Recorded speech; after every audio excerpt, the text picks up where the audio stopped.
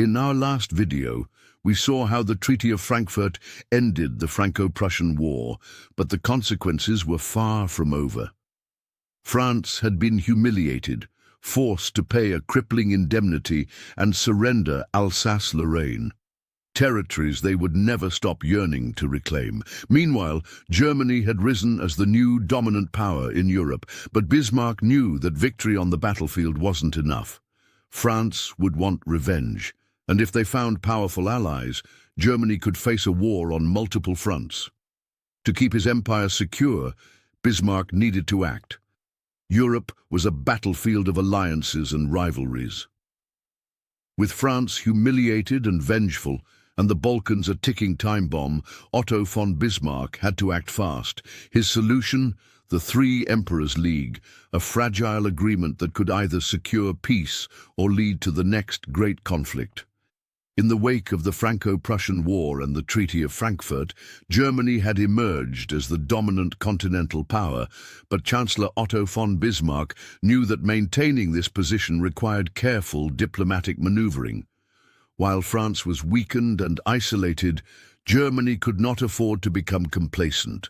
Bismarck sought to ensure that Germany was secure from potential threats by building a coalition of strong allies.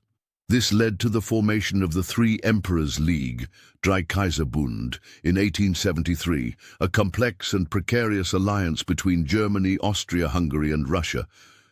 The creation of this league was not just about maintaining peace, it was a desperate attempt to prevent future war and maintain stability in an increasingly unstable Europe. Bismarck sought to prevent German encirclement, limit French influence, and manage the growing tensions between Austria, Hungary, and Russia. But alliances built on shaky ground never last. As Austria and Russia clashed over the Balkans, Bismarck would once again have to step in, this time not as a partner, but as a referee. At the Congress of Berlin, he would try to hold Europe together once more. But would it work? After the Treaty of Frankfurt was signed in 1871, Germany's position in Europe had drastically changed. The newly unified German Empire was now the preeminent power on the continent, having decisively defeated France and altered the balance of power. However, despite this triumph, Bismarck understood that Germany's newfound dominance could make it a target. France was humiliated and eager for revenge, and Bismarck was determined to prevent them from finding powerful allies. Bismarck's primary diplomatic goal after unification was to maintain peace in Europe while keeping Germany secure. He knew that Germany was strong but not invulnerable. If France managed to form an alliance with Russia or Austria-Hungary, Germany would be facing a two-front war in any future conflict. To counter this, Bismarck aimed to form alliances that would keep France isolated and prevent its recovery. The two most powerful neighbors of Germany, Austria, Hungary, and Russia, were both potential allies, but they were also historic rivals. Both had competing interests in the Balkans, a region that was rapidly becoming a powder keg of ethnic nationalism and geopolitical ambition. Bismarck saw an opportunity to mediate their tensions and create a diplomatic framework that would stabilize Europe while serving German interests. This vision would soon give birth to the Three Emperors League. The Three Emperors League was formally established in 1873, bringing together Kaiser Wilhelm I of Germany, Tsar Alexander II of Russia, and Emperor Franz Joseph I of Austria-Hungary. This alliance was built on a foundation of conservative monarchical values, as all three rulers were wary of liberal and nationalist movements that threatened the stability of their empires. They shared a common interest in suppressing revolutionary forces and maintaining the status quo. Bismarck orchestrated the formation of the League through careful diplomacy, emphasizing the benefits of cooperation while downplaying the tensions between Austria, Hungary, and Russia. The agreement between the three powers was somewhat informal, but carried significant diplomatic weight.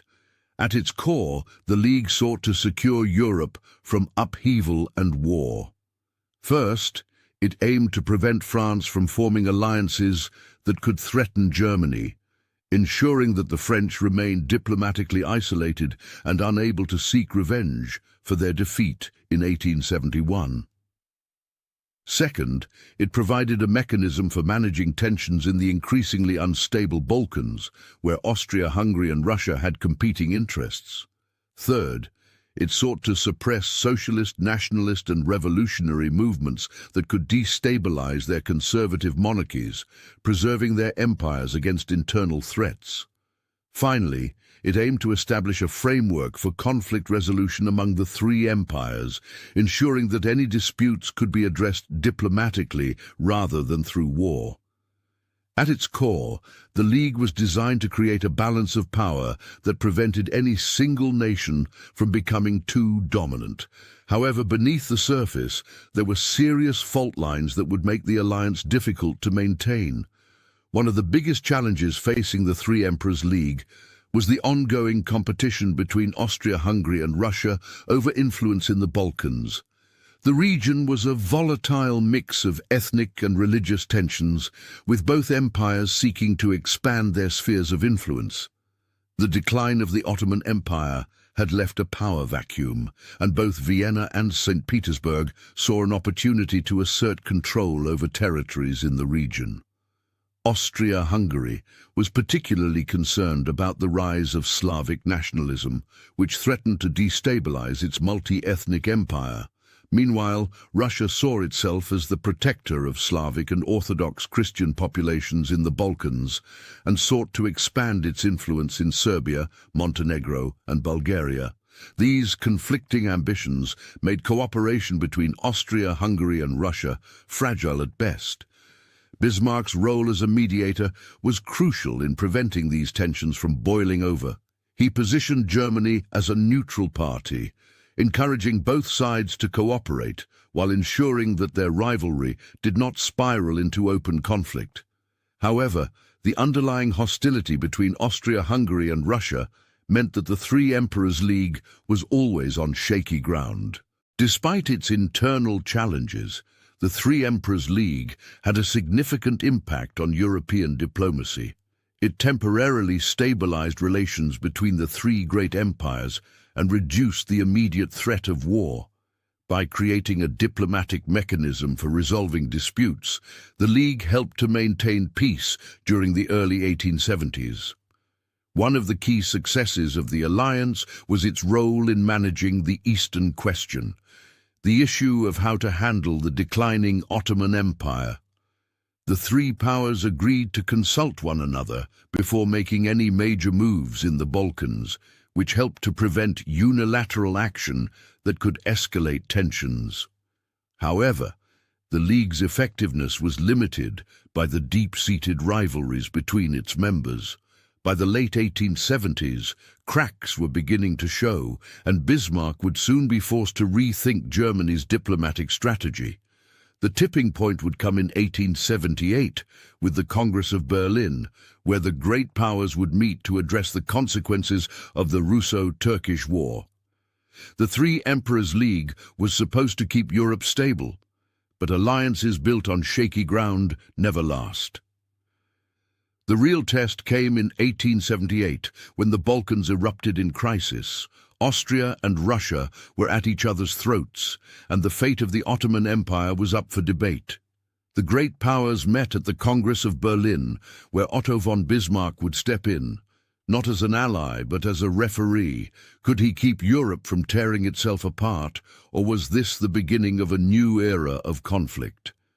Find out in the next episode. Don't forget to like, subscribe, and turn on notifications so you don't miss it.